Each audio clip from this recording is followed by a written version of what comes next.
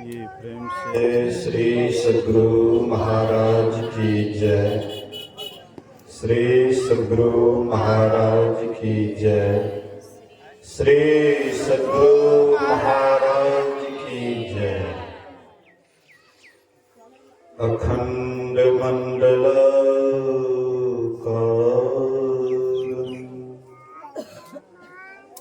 व्याप्तं येन चराचरं तत्पदं दर्शितं येन तस्मै श्री गुरुवे नमः। धन्य धन्य सद्गुरु सुखद महिमा कहे न जाए। जो कछु कहूँ तुम्हारी कृपा मोते कछु न बसाए। सर्वत्र सर्वदा वर्तमान सद्गुरु महाराज जी के पावन चरणों में कोटि कोटि नमन।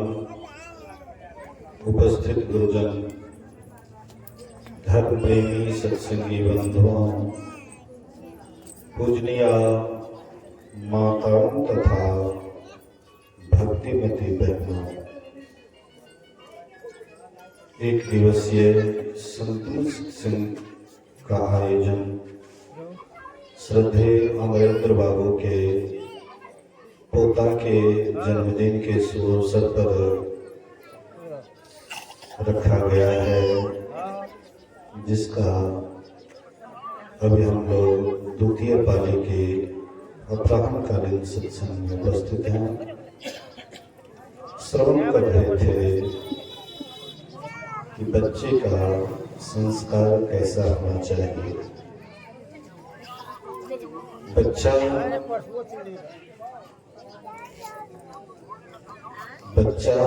के आने से पहले अगर माता पिता सत्संगी हैं, ध्यान भजन करते हैं, ध्यान भजन के क्रम में जो संतान उत्पन्न हो तो वह अधिक संस्कारी होता है। आप लोग बहुत देर से भगवान राम के संबंध में, चारों भाई के संबंध में बहुत कुछ सुन चुके। ये राम भगवान चारों भाई के अंदर ऐसा संस्कार कैसे आया? महाराज दशरथ धर्मात्मा थे। महाराज दशरथ ध्यान करते थे, परमात्मा की भक्ति करते थे। उनके तीनों पत्नी ध्यान करती थी, साधना करती थी।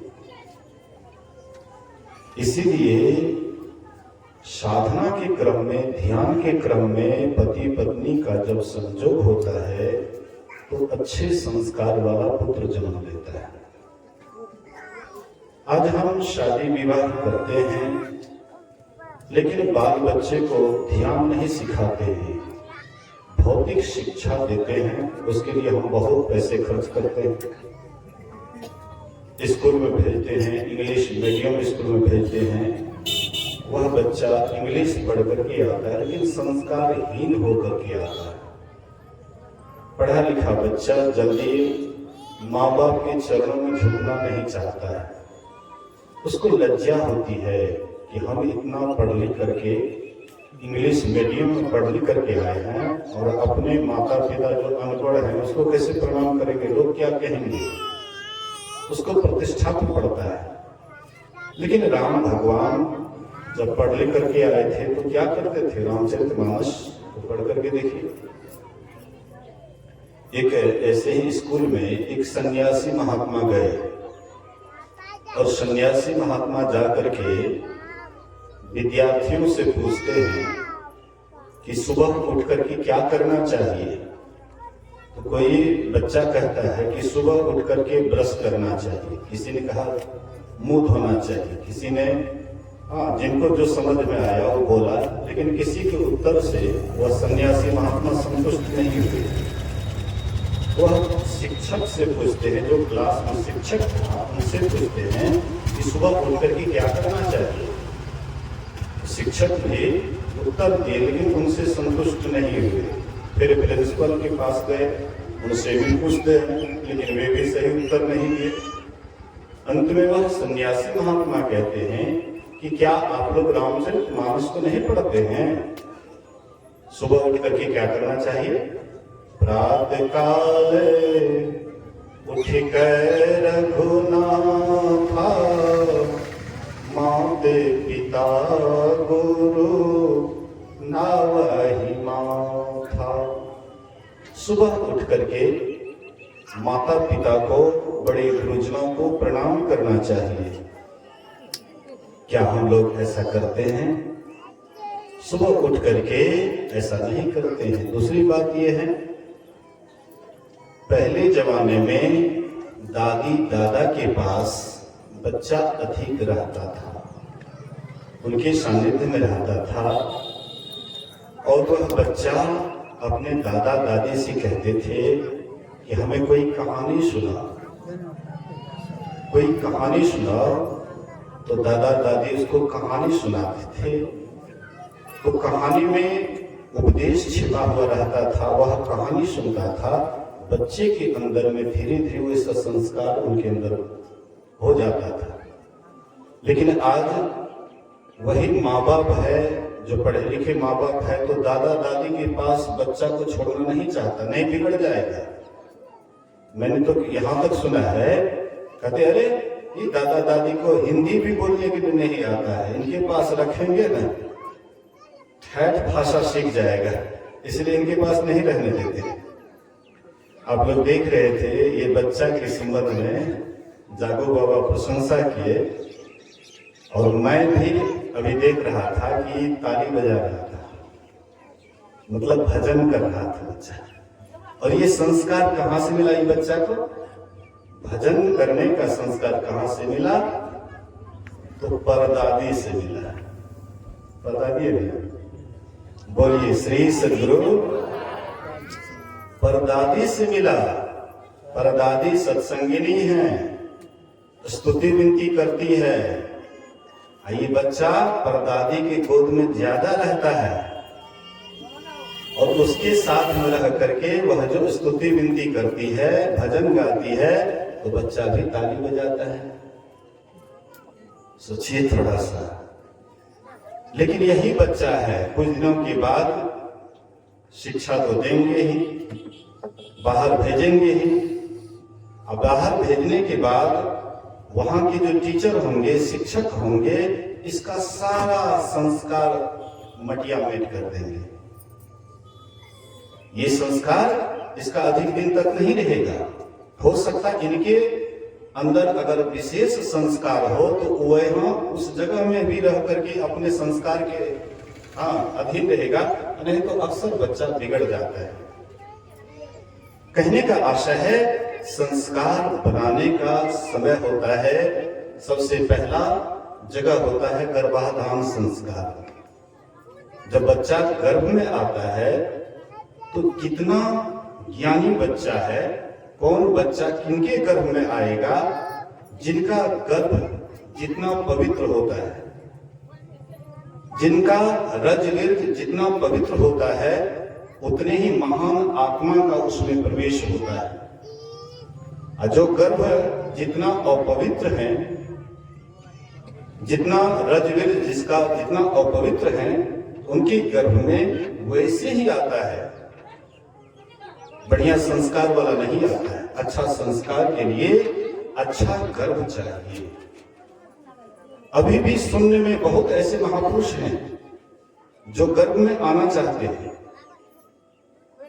जो साधना करते हैं, ध्यान करते हैं, उसका जब शरीर छूटता है तो गुरु महाराज जी कहते थे, साधना के क्रम में शरीर छूटने पर वह शून्य में रहता है, वह जीव शून्य में रहता है। तो वह जो साधक हैं, ज्ञानी हैं, ध्यानी हैं, वे अभी भी शून्य में इंतजार कर रहे हैं कि कोई पवित्र गर्भ मिले ताकि मैं उसमें जा करके संसार का कल्याण करूं, लेकिन वैसा पवित्र गर्भ उसको नहीं मिल रहा है, इसलिए शून्य में ही वे घूम रहे हैं। संत महापुरुष कहते हैं कि हम आपके अंदर ये जो अच्छा गर्भ रजवीर सुंदर होगा, पवित्र होगा, कैसे होगा? एक तो बाहरी सत्संग की आवश्यकता है। बच्चा को अगर बचपन से ही सत्संग ध्यान का संस्कार दिया जाए, सुंदर संस्कार दिया जाए,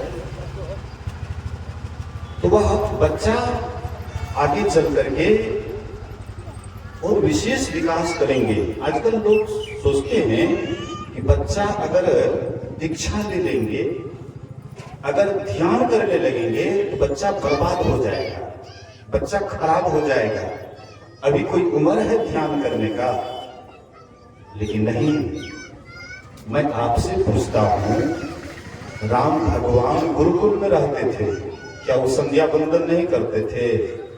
जब ध्यान नहीं करते थे, बढ़िया से आप पढ़िएगा उसको, गुरु के साथ में रहते थे, संध्या बंदन करते थे। आज वह चीज हट गया है। आज हम स्कूल में देते हैं, उसका जो गुरु जी हैं केवल भौतिक विद्या पर ही फोकस करते हैं। अगर कोई अध्यात्म विद्या की बात करते हैं तो कहते चुप रह, अभी तुम्हारा उम्र नहीं हुआ है ये सब करने का। शिक्षक उसको चुप कर देते, उसके मुंह को चुप कर देते हैं, चुप रहो। कोई विद्यार्थी अगर हिंदी किताब में कोई अच्छी कविता है, सूरदास, कबीरदास, मीराबाई आदि भक्त और भक्तिनी का, और उनसे जब प्रश्न करते हैं शिक्षक से, तो शिक्षक कहते हैं कि इस सब में काहे दिमाग लगाते हो, हालांकि उसको जानकारी भी नहीं है। कबीर साहब या सूरदास या नानक साहब जितने भी महापुरुष हैं, उनके वाणी का उसको अर्थ का पता भी नहीं है, इसलिए वे क्या करते हैं, कहते हैं इसको छोड़ दो, इस पर दिमाग मत लगाओ, और चीज पर दिमाग लगाओ। जहां से संस्कार बनता है वहां से बच्चे के दिमाग को हटाना चाहते हैं माँ बाप भी, और उनके अभिभावक या शिक्षक हैं, वे सबके सब उनके दिमाग से ये बात को निकाल ही देता है, काहे इधर दिमाग लगाते, ये फालतू बात है। अध्यात्म की जब चर्चा होती है कहती ये फालतू बात है। लेकिन मैं आपको कहता हूं, अगर कोई बच्चा ध्यान करे और पढ़ाई करे, वह पढ़ने में सबसे आगे होगा। राम जी ध्यान करते थे, फालतू बात में दिमाग नहीं लगाते थे, इसलिए पढ़ने में अल्प काल में ही सब विद्या पाली, बहुत कम ही समय में सारी विद्या हासिल कर लिए राम जी। जिसका मन एकाग्र होगा, जो ध्यान करेंगे, जिसका मन एकाग्र होगा, वो पढ़ने में बहुत तेज होगा, और जिसका मन एकाग्र नहीं होगा, पढ़ने में भी वह भूसकोल होगा, रट्टुमल होगा, वो आगे नहीं बढ़ पाएगा। इसलिए महापुरुष कहते हैं, पहले लोग जो हैं वेद ज्ञान को क्या करते थे, लिखते पढ़ते नहीं थे, या पढ़ाई भी होती थी तो लिखा पढ़ा नहीं जाता था, अक्षर नहीं बना हुआ था, सुन सुन करके लोग बहुत बात को याद कर लेते थे। सुन सुन करके इतना स्मरण शक्ति तेज था कि संस्कृत श्लोक को भी सुन लेते थे तो कंठस्थ हो जाता था। धीरे धीरे स्मरण शक्ति घटने लगा, कमजोर होने लगा, तब अक्षर बना। पहले तालपत्र पर लिखा जाता था, उसके बाद ये कागज बना, और तब ये सारी व्यवस्था हुई। गुरु महाराज जी कहते थे कि अभी भी ऐसे स्मरण शक्ति का तेज ऐसे महात्मा हैं। स्वामी विरजानंद जी महाराज जन्म से अंधे थे, लेकिन इतने बड़े ज्ञानी थे कि दयानंद सरस्वती कोई भी मिलता था तो उनसे कहते थे कि मैं कौन हूं, मेरे को बता दो। स्वामी विरजानंद ही उनके प्रश्न का उत्तर सही सही दिए थे और सही ज्ञान उनको वहीं से मिला था जो जो उनसे अंधे थे। इसलिए महापुरुष कहते, संत महापुरुष कहते हैं कि सबसे पहले ध्यान सीखिए, साधना कीजिए। साधना से ही धर्म किसको कहते हैं? असली धर्म ध्यान से ही शुरू होता है। जीने का सही ढंग ध्यान से ही होता है। आप कितना हो सत्संग सुन लीजिए, कितना हो तीर्थ व्रत कर लीजिए, लेकिन सही जीने का ढंग आप नहीं सीख पाइएगा। जीने की कला, जीने का ढंग ध्यान से होता है। ध्यान के द्वारा जो जीते हैं वे भीतर से जीते हैं, अंदर से जीते हैं। ध्यान में सही प्रेरणा मिलती है। इसलिए लेकिन हम लोग क्या करते, ध्यान को छोड़ते जा रहे हैं। ध्यान से कोई मतलब ही नहीं रखते। बहुत सारी बात को सुन जाते हैं, सत्संग करा लेते हैं, भगवत करा लेते हैं, अष्टजाम करा लेते हैं। मतलब सोचते हैं कि हम धर्मात्मा हो गए, हम धर्म काम कर लिए, हम इतना खर्चा कर लिए, हम उतना खर्चा कर लिए। लेकिन असली आपसे धर्म नहीं हो रहा है, नकली धर्म है। असली धर्म ध्यान से ही शुरू होता है। इसलिए ध्यान सबको करना चाहिए। ध्यान का नाम सुन करके सबको बुखार चढ़ने लग जाता है। बहुत कम ऐसे हैं जो कि ध्यान के नाम पर भागते नहीं हैं। अक्सर मन ध्यान का नाम सुन करके भागने लग जाता है। मन का स्वभाव है, मन का स्वभाव है बाहर बाहर दौड़ना, ध्यान से भागना। लेकिन जब ध्यान करिएगा तभी आपके अंदर में भी सही संस्कार और बच्चे के अंदर में भी सही संस्कार होगा। इसलिए ध्यान कीजिए। आप लोग, हम लोग सुने होंगे कि कयाधो दानवों के बीच में रहती थी। उनके पति हिरण्यकश्यप था, एक नंबर के दुष्ट विचार के। लेकिन उनके गर्भ से इतने अच्छे संस्कार वाला पुत्र कैसे पैदा हुआ? कयाधो के गर्भ से इतना अच्छा संस्कार कैसे वह पुत्र जन्म लिया? तो जैसे हिरण्यकश्यप गए थे तपस्या करने के लिए, कयाधो अकेली थी।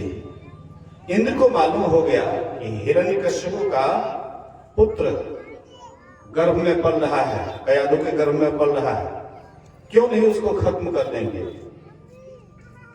तो कयाधो का अपहरण करके लेकर के चल दिए। रास्ते में नारद बाबा से भेंट हो जाती है। देखते एक आंवला रो रही है, बिलख रही है। इंद्र इसको ले जा रहे हैं। नारद बाबा कहते हैं कि ये आंवला कौन है, कहां ले जा रहे हो? बोले कि ये हिरण्यकश्यप की पत्नी है। तो काहे ले जा रहे हो? ये गर्भवती है, हिरण्यकश्यप का अंश पल रहा है। कहीं ये जन्म लेगा हिरण्यकश्यप की तरह ही हम लोगों को तंग करेंगे, परेशान करेंगे। इसीलिए जैसे यह बच्चे को जन्म देगी वैसे ही इनको खत्म कर देंगे। ना रहेगी बांस, ना बाजेगी बांसुरी। नारद बाबा कहते हैं कहीं इनके गर्भ से कोई भक्त पैदा ले ले तो? कहते ये तो हो नहीं सकता है। सबके सब दुष्ट दानव के ही जगह में रहने वाले और कैसे भक्त बन सकता है? बोले कि हाँ बन सकता है। अगर कयाधो को तुम मेरे पास छोड़ दो, मैं इनसे साधना करवाऊंगा, ध्यान करवाऊंगा, सत्संग सुनाऊंगा और ये बच्चा अवश्य ही भक्त बनेगा, ऐसा मेरा विश्वास है। इंद्र मान लिए और कयाधो को नारद बाबा की कुटिया पर छोड़ दिए। कयाधो वहां रहने लगी और बराबर ध्यान भजन करती थी, साधना करती थी। अब कोई अगर आपके पास में विपत्ति आता है, संकट आता है, तब बेसी ध्यान होता है। तब आप डर के मारे विशेष करते हैं। कयाधो भी डर के मारे उसको ले जा रहे थे, नारद बाबा छुड़ाए, अंदर से डरी हुई थी। खूब मन लगा करके ध्यान भजन करती थी, साधना करती थी। धीरे धीरे वह संस्कार वह बच्चे के ऊपर पड़ा और वही बच्चा प्रहलाद दुष्टों के बीच में रह करके भी एक नंबर के भक्त कहलाए। महाभागवत प्रहलाद इतने बड़े कैसे हो गए, इतने बड़े भक्त कैसे हो गए? तो जैसे वह गर्भ में था तो तभी से सत्संग ध्यान उसकी माँ करती थी। आजकल कोई माँ अगर गर्भवती है, कोई बहनें गर्भवती हैं, तो उसको क्या करते हैं? सत्संग में जाने के लिए नहीं देते हैं, उससे ध्यान करने के लिए नहीं कहते हैं।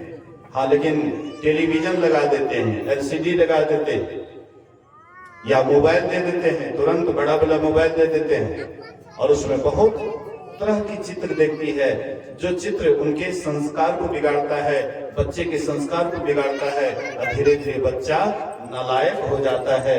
ये गड़बड़ी कहाँ से है? माँ की ही तरफ से। माँ अगर चाहेगी तो बच्चे को राम बना सकती है, बच्चे को कृष्ण बना सकती है, बच्चे को शिव बना सकती है।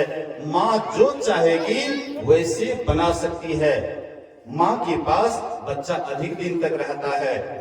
जब बच्चा कुछ नहीं समझता है, अबोध रहता है, तो माँ के ही गोद में रहता है। इसलिए माँ का जितना संस्कार बनाने का हक है उतना और किसी का नहीं।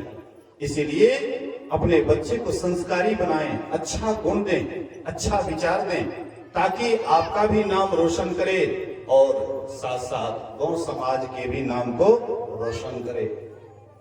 इसके लिए हम आपको ध्यान करना पड़ेगा। गुरु महाराज जी के मूल वचन को सदा याद रखिए। सत्संग नित और ध्यान नित रहिए करत संलग्न हो। अव्यभिचार चोरी नशा हिंसा झूठ करना चाहिए। सत्संग बराबर कीजिए, ध्यान बराबर कीजिए, ऊबिए नहीं। महर्षि शाही स्वामी जी महाराज के वचन में है, ऊबिए मत, उबना नहीं चाहिए। सत्संग ध्यान करते करते लोग उब जाते हैं, कितना सत्संग ध्यान करेंगे। उबिए नहीं। जो उब गए वे भवसागर में डूब गए। जो सत्संग ध्यान से उब जाएंगे वे भवसागर में डूब जाएंगे। इसलिए सत्संग से कभी भी उबना नहीं चाहिए और अधिक से अधिक सत्संग करना चाहिए, ध्यान करना चाहिए। जब आप भिनसर में जगते हैं उस समय में ध्यान करना चाहिए। मन बहुत शांत रहता है, एकाग्र रहता है। चाहे थोड़ा विलंब से ही क्यों नहीं उठते हैं। आप ऐसा मत सोचिए कि आज विलंब हो गया अब क्या ध्यान करेंगे। विलंब हुआ तो यो बैठ जाइए। जब भी आप जगते हैं, जिस समय में जगते हैं उसी समय में आप बैठ जाइए। सब बात दिमाग से निकाल दीजिए। जब स्नान करते हैं तब भी कीजिए, और जब सांझ बातें देते हैं तब भी ध्यान कीजिए। त्रिकाल संध्या कीजिए, नित्य नियमित स्तुति विनती कीजिए। इससे आपका इहलोक भी बनेगा, परलोक भी बनेगा। इसी से जीवन संवरेगा। बातें बहुत है लेकिन समय अधिक हो रहा है, गायक वादक भी है, इसलिए